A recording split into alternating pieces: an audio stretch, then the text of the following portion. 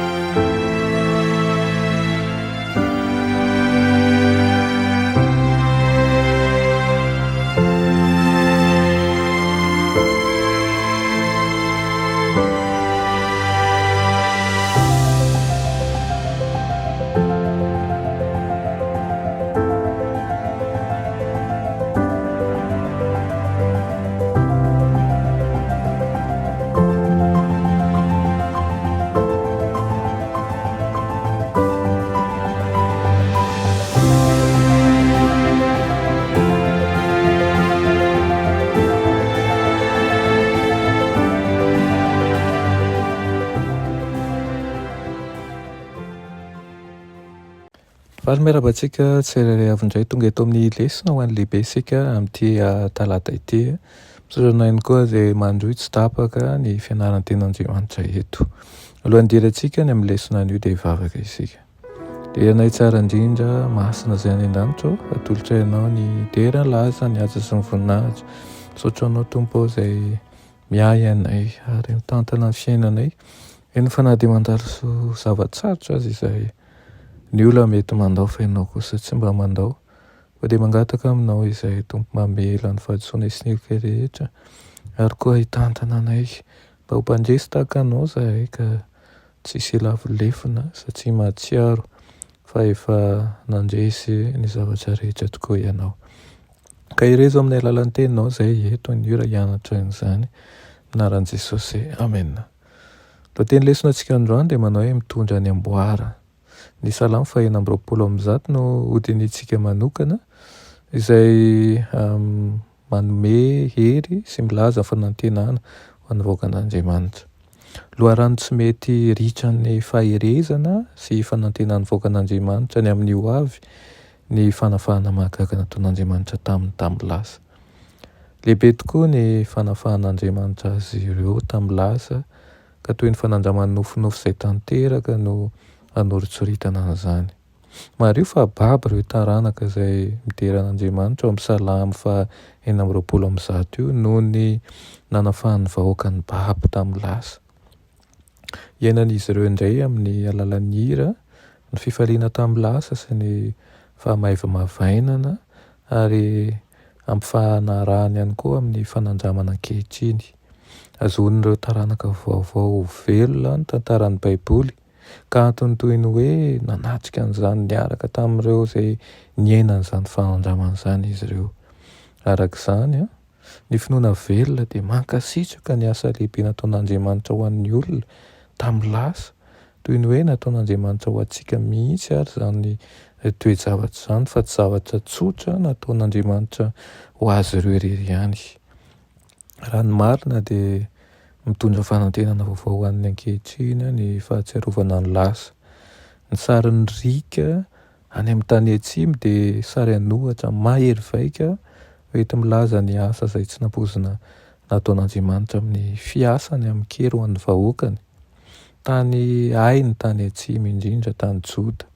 Tampotampoka no iforoanan'ny sakely-drano ka tonga rano be izany aorinan'ny rotsakorana be izay mandritra ny fahavaratra. Ny tanan-jara toerana lehibe teo amin'ny fahombiazan'ny taopambolena ny loharano sy ny fararano ihany koa. Dia tahaka izany ihany koa ny sary maneho ny famafazana amin'ny ranomaso sy ny fijinjana amin'ny mpifaliana. Dia teny fikasana manan-danja momba ny fitarian'Andriamanitra avy amin'ny toe-javatsarotra ny ankehitriny ho amin'ny ho avy izay feno fifaliana. Ny fifaranan'ny fotoam-pijenjana no fotoana nitondran'ireo ireo fahiny ny voaloam-bokatra ho any amin'ny tempolin'i Jehovah tany Jerosalema. Nitondra lesona ra-panahy ho an'ny olona tamin'izany fotoana izany ny loha hevitry ny fijenjana. Tahaka ny asa mafy ny famafazana sy ny fiasana ny tany sy ny tanimboly ary koa ny tanimboaloboka izay novaliana soa tamin'ny fitsinjana dia feno fifaliana. Ny fizahan-toetra samihafa izay mahazo ny vahoakan'Andriamanitra ankehitriny koa dia hosatroana ny satroboninahitra ny fifalian'ny fahamonjena amin'ny andro farany. Manondro ny famiren'Andriamanitra amin'ny laona ny fanjakany eto an-tany izany amin'ny fiavian'i Kristy fanondroany ny saron'ny fitsinjana lehibe. Voaresaka indray eto ny lohahevitry ny fiandrasana dia tahaka ny amin'ny fitsinjana dia tsy maintsy miandry isika vao ahita ny vokatra soa sy ny vokatra ny asa mafy izay natao. Izany lesona izany eny ampatsiahantsika fa mety mandalo zavatra sarotra isika ankehitriny kanefa tsarovy azadiny ny fitantanan'i Jesosy tamin'ny lasa.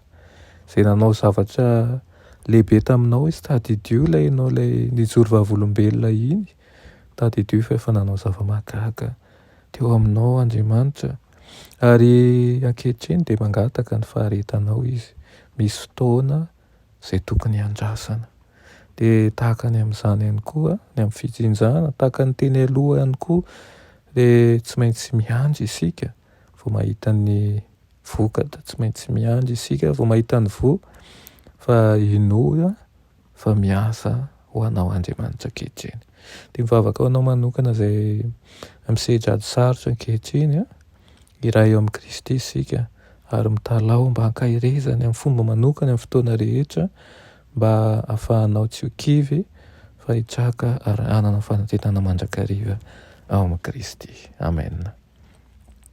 Leranay tsara indrindra zany-danitra mbola misaotra anao izay ny amin'ny teninao izay nomenao anay io.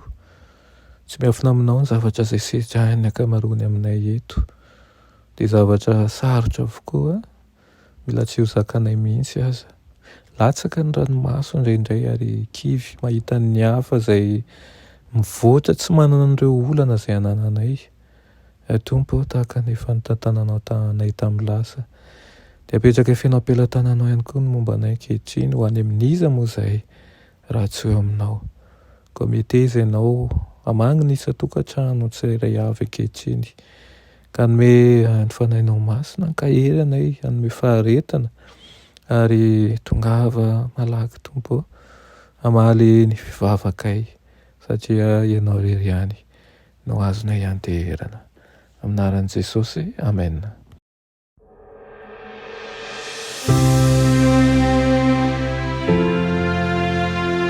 Mianatra eo an-tongotry Jesosy isan'andro.